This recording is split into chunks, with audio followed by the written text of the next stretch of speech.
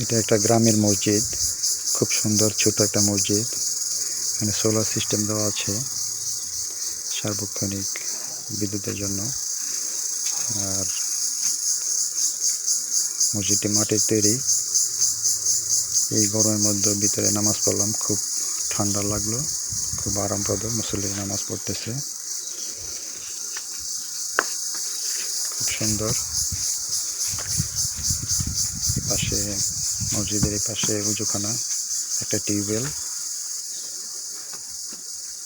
অনেক সুন্দর গ্রামীণ পরিবেশ। ধান ক্ষেত, সবুজ শ্যামলা। মসজিদের বারান্দা,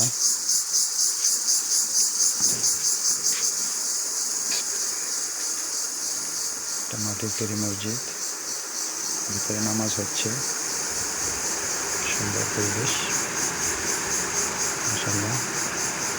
আসলে মাটির মসজিদগুলিতে এই গরমের মধ্যে আসলে অনেক ঠান্ডা থাকে।